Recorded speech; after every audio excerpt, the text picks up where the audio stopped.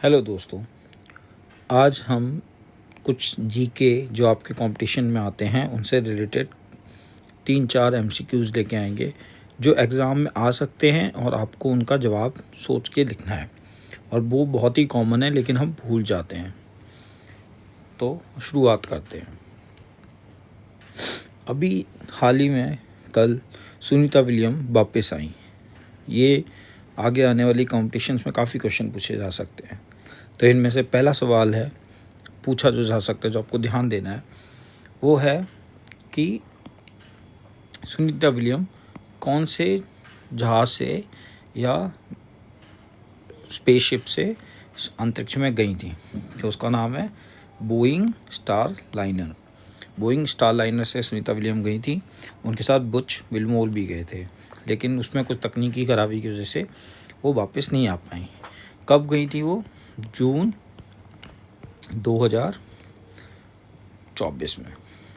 तो 9 महीने बाद वो लौट के आए। दूसरा सवाल आपसे पूछा जा सकता है कि सुनीता विलियम के साथ और कौन था उनके साथ। तो उनका नाम है बुच विल्मोर। फिर ये भी पूछा जा सकता है वो कौन से जहाज़ से वापस आई। तो आपको बताना है स्पेस एक्स क्रू ड्रैगन। उसका नाम क्या था जहाज़ का? फ्रीडम। जहाज़ का नाम क्या था? ध्यान से याद रखिए, space x Crew dragon freedom, ये लिखना है। उस पर और कौन कौन लोग वापस आए? निक हेग और अलेक्जेंडर गोर्बनोव। निक हेग अमेरिकन ही हैं, अलेक्जेंडर गोर्बनोव रशियन है। रशिया में एस्ट्रोनॉट को कॉस्मोनॉट भी कहते हैं, तो आपको ध्यान रखना है। कौन सी टेक्निक से लैंड किए? Splash down. कहाँ पे? फ्लोरिडा। उस क्रू का नंबर क्या था? क्रू 9। तो आपको क्या क्या पता रहना चाहिए? एक, सुनीता विलियम कौन से जहाज़ से गई थी? बोइंग स्टार लाइनर से गई थी। कब गई थी? जून 2024 में। उनके साथ और कौन गया था? Butch Wilmore. कौन से जहाज़ से वापस आई? SpaceX Crew Dragon. उसका नाम क्या था? फ्रीडम। क्रू का क्या नंबर था? क्रू 9। ठीक है। उनके साथ और कौन कौन लौटा है अभी? निक हेग, अलेक्जेंडर गोर्बनोव जो रशियन है। अलग से आपसे पूछा जा सकता है इसरो चेयरमैन कौन है। ये भी एक है, आपको पता होना चाहिए। वी नारायणन हमारे इसरो चेयरमैन है अभी हाल ही के। दूसरा जो आपसे पूछे जा सकते हैं, आ सकते हैं आपके एग्ज़ाम में क्वेश्चंस, एनक्लेट, NCLAT। ये क्या होता है? ये होता है national company law appellate tribunal. ठीक है, ये होता है national company law appellate tribunal, जो कंपनीज़ के इशू देगी। रिसेंटली इसने क्या किया है, एसआर ऑयल, जो गैस एजेंसी एसआर कंपनी है, उसकी जो ऑयल कंपनी है, उस पर बैंक्रप्सी का केस चल रहा था, उसको ख़त्म कर दिया है। तो आपको पता रहना चाहिए एनक्लेट का फुल फॉर्म क्या है। ये MCQ आ सकता है। और कौन सी कंपनी के खिलाफ उसने केस हटा दिया? SR oil. और इससे एनक्लेट के चेयरपर्सन है जस्टिस अशोक भूषण।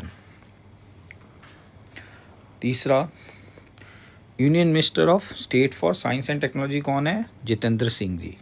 ठीक है, ये आपको पता रहना चाहिए। Union minister of state for science and technology Jitendra Singh ji है। इसमें इम्पॉर्टेंट क्या है? बहुत इम्पॉर्टेंट है जैतपुर न्यूक्लियर पावर पार्क। ये बहुत इम्पॉर्टेंट है। ये आने वाला विश्व का जब ये फंक्शनल हो जाएगा सबसे बड़ा न्यूक्लियर पावर पार्क बनेगा। तो कौन सा? जैतपुर। कहाँ पे? ये महाराष्ट्र में, रत्नागिरी में। तो आपसे पूछा जा सकता है JNPP प्रोजेक्ट क्या है? वो है जैतपुर न्यूक्लियर पावर पार्क। क्या खासियत है? ये जब फंक्शनल हो जाएगा तो ये दुनिया का सबसे बड़ा न्यूक्लियर पावर पार्क होगा। इस कहाँ पे? ये रत्नागिरी, महाराष्ट्र में। इसमें कितनी यूनिट्स हैं? 6 यूनिट हैं, जिनको EPR है। EPR का फुल फॉर्म होता है यूरोपियन प्रेशराइज्ड रिएक्टर्स। तो ये आपसे पूछा जा सकता है what are EPRs? European pressurised reactors. कितनी यूनिट्स हैं Jaitapur power nuclear power park में? रत्नागिरी। क्या खासियत है? सबसे बड़ा होने वाला है ना। इसमें और आपको क्या पता होना चाहिए कि भारत सरकार ने इस बार बजट में एम रखा कि वो 100 गीगावाट न्यूक्लियर एनर्जी बनाएंगे। तो ये जो प्लांट है इसकी एक की कैपेसिटी है 1730 मेगावाट। तो 6 मिला के जब ये टोटल बनाएगा तो ये करीबन 10% ऑफ 100 गीगावाट बनाएगा। तो ये 100 गीगावाट सरकार का टारगेट है, उसमें ही 10% बनाएगा। और सरकार की पॉलिसी क्या है? Net zero emission by 2070। तो ये बहुत ही इंपॉर्टेंट चीज़ है। ये आपसे कहीं भी पूछा जा सकता है। जैतपुर न्यूक्लियर पावर पार्क क्यों खासियत है? सबसे बड़ा पावर पार्क बनने वाला है। कितनी यूनिट है? 6। कहाँ पे है? रत्नागिरी, महाराष्ट्र।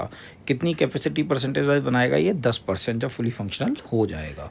टारगेट सरकार का क्या है? 100 गीगावाट। ठीक है, तो ये थे आज के हमारे कुछ MCQ जो आपको एग्ज़ाम में पूछे जा सकते हैं, और इसको आप मुझसे और सवाल पूछिए जिससे मैं आपके लिए और बनाऊंगा। मैं हर दूसरे दिन 4-4, 5-5 ऐसे MCQs आपके लिए डालता रहूँगा जो प्रोबेबल MCQs हैं, जिनको आप पढ़ के